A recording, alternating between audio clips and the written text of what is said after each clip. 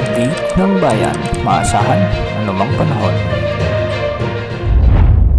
Patuloy na habagat ang pangunahing weather system na magdadala ng mga pag-ulan sa malaking bahagi ng Luzon at lugar sa Visayas ngayong araw. Para sa lagay ng panahon, bahagyan ng humina ang epekto ng habagat ngunit magtatagal pa ang epekto nito sa ating bansa hanggang sa mga susunod na linggo. Para sa lagay ng panahon sa Metro Manila, La Union, Benguet, Pangasinan, Zambales kasama ng Bataan, Tarlac, Pampanga, pati na rin sa Bulacan, Rizal, Cavite, Batangas at Occidental Mindoro.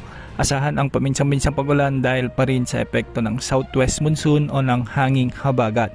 Dahil dito, posible ang pagbaha at pagguho ng lupa lalo na sa mga lugar na makakaranas ng katamtaman hanggang sa malalakas na pag-ulan. Samantala magiging maulap na may mga kalat-kalat na pag-ulan at thunderstorms pa rin ang inaasahan sa Western Visayas, sa nalalabing bahagi ng Ilocos Region, Cordillera Administrative Region, Cagayan Valley, Mimaropa, Central Luzon at Calabarzon. Sa nalalabing bahagi naman ng bansa, bagyang maulap hanggang sa maulap na kalangitan ang iiral na may mga isolated rain showers or thunderstorms. Dahil may epekto pa rin ang habagat, para sa heavy rainfall outlook na inilabas ng Pag-asa, maaari pa rin umabot mula 100 hanggang 200 mm na pag-ulan ang mga lalawigan ng Benguet, Zambales, Bataan at Occidental Mindoro, samantalang nasa 50 hanggang 100 mm naman ang maaring maitala sa Metro Manila, Ilocos Sur, Abra, La Union, Pangasinan, Ilocos Norte, Tarlac, Nueva Ecija, Pampanga, Bulacan, Rizal, Cavite kasama na rin ang Batangas at Oriental Mindoro.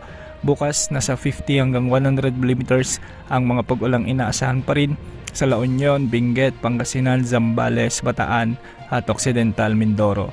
Samantala 5 sama ng panahon ang kasalukuyang nasa labas ng ating area of responsibility. Wala sa mga ito ang inaasahang direktang papasok sa bansa ngunit ilan ay maaring makatulong sa paghila ng moisture at pagpapanatili ng habagat. Kabilang dito ang dating bagyong Dolphin na ngayon ay nasa mainland China na at humina na bilang isang remnant low ngunit maaari pa rin makaapekto sa daloy ng habagat. Nariyan din ang Tropical Storm Pelu at Tropical Storm Chanhom na malapit o di kaya naman ay lalapit sa bahagi ng Japan. Samantala meron ding Tropical Depression na may pangalang 15W at Invest 90W na kasalukuyang malayo sa Pilipinas. Kaya posibleng magtagal pa ang habagat. Batay sa ilang long-range weather models, posible itong manatiling aktibo ng mahigit 2 linggo bagamat maaaring magbago ang lakas at lawak ng epekto nito sa mga susunod na araw.